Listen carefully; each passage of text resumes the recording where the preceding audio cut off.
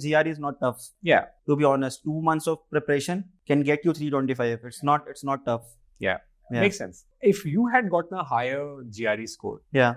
which other schools you would have targeted, and which are some of the best schools for, especially for your course, which is supply chain management? MIT is no doubt the best out there. Though MIT require a lot of stuff other than like not just JRE, especially recommendation and published paper is something that they really look forward to. Other than that, Purdue has a engineering course. Purdue has an industrial engineering course. I'm sorry, University of Texas at Austin. They have an industrial engineering course. Just to give an example, a lot of students from IIT Bombay go to UT Austin. Yeah. So that just explains how great that college must be. So UT Austin is no doubt the best. They even, so like in the US, you don't have placement typically for master's candidate. For MBA, sometimes university help. But in UT Austin or MIT, there are like placement days. On the first day, Amazon will come, Walmart will come for their leadership program. There's a lot of leadership cohorts. How interesting. Wow. Yeah. So so UT system is a complete system of, I think, 15 universities. Yeah. UTD also comes under it. So even we were allowed to visit and apply. So it was that time, like we came to know that like the exposure that the students have in the university like this, it's really different than a typical tier 2 university in the US. And other than that, I have seen a lot of folks who are doing their masters in BA and eventually getting a job in AI vertical of supply chain. So like I have a friend, he's from Northeastern University in Boston. Yeah. And he has done his masters in business analytics. And he's an IT guy. And in Staples, he's working in supply chain automation. Yeah. So I think there are certain jobs which require a like great skill set. And sometimes when you're working in a hardcore non-technical role, you get short of those skills. Like for example, being great in Python. Yeah. That is something, for some it's like English. Yeah. For some you are alien to it. I don't know how to, do Python. Yeah. And you cannot even train Python to someone in 7 days, right? So there are a lot of roles where like doing a master in supply chain is not required because subject matter expertise can be like taught during your time frame. But having the technical mindset especially for all these AI jobs, which are disrupting the global supply chain economy, you are not limited to just supply chain field. It helps to have that background, but you are not just limited for those great roles. It's more about the technical skill set. Like especially in those roles, they really prefer immigrants like Indians. Yeah, because you just cannot get such talent in the US. In business background, they prefer to hire locally. Yeah. So the sponsorship becomes a little issue, like a little more tricky. But again, in supply chain, then warehousing roles or something that you can aspire to, global supply chain roles or something that you can aspire to, category management, merchandising. Like I work in merchandising, category management. So that is something which is a great role. If you move up the ranks, you are really close to the leadership. So you can make good money.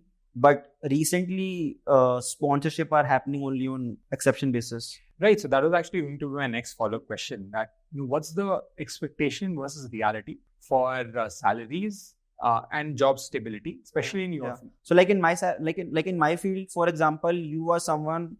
So I personally tackle the audience who are not great at academics, but do want to do something in their life.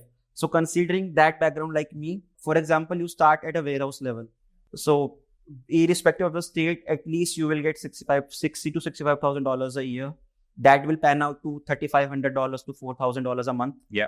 So like through that, you could, even if you are living in Boston, you can see saving around $800 a month. Yeah. In a role like that.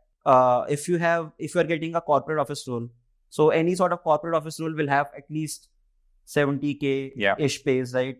So even if that is inventory, or that is a global supply chain role, or maybe a warehousing role based out of the corporate office, those roles are always my preferred one, because working out of corporate office always have more stability in terms of the life of the role. And again, you are able to, make certain networking within the company. Inventory management roles are something which are great. So if you get such roles, then you can see somewhere between 90 to 100K plus bonus. Overall, the pay range lie between 65 to 75K for the most of the folks. Yeah. And for 20% of folks, it's between 80 to 110 plus joining plus stock option. Got it. Yeah. And talking about stability, because these are troubled times. Yeah. There are layoffs all around. Yeah. So is that something your industry has also seen? A lot. So especially in the supply chain field, every company is moving toward automation. And whenever automation is happening, you will hire a new guy who will come in. He will be taking like 2x your pay. And if it's a team of 5, only 1 will be left, 4 will be gone. So like companies are getting a little frugal in terms of, hiring, especially in the supply chain field. And again, because of the delivery, the whole union of FedEx and DHL, the drivers are getting like too much pay. Yeah. So like an average driver for FedEx get pay a salary of 120K. Yeah. Which is like a manager level salary in a corporate office, and which has been same for last 10 years. Like even 10 years back, manager was getting 120K. So it's not like the most sought after pay, but again, you have to really maneuver a little to get those kind of pays. And budgeting is something which everyone is, really trying to come after, especially after COVID, because the buying pattern has changed for a lot of companies. And because there are few companies who work on very less margins, any company who's trying to, make a good margin, they are suffering a lot. So like company like Costco and all, they haven't suffered much compared to a company like GoPuffs. They worked out of a dark store model, typically like Blinkit. Yeah. In the last 2 years, they have hired like 2,000 people and they have fired like 2,500 people. So, and they are not sponsoring at all for any role. So whenever, like for us immigrants, the main situation happens is I don't have my H1B and I've got fired. So now for us, we only have 90 days window to get a job. And it's become really tough if you don't have a H1B. So that's why, like for non-tech folks working in supply chain, it's sort of become a little tricky to be able to survive. But again, I think whatever happens is for your good. So even if you're getting laid off, everyone I know who got laid off came back with a better job in the next course of like 3 months.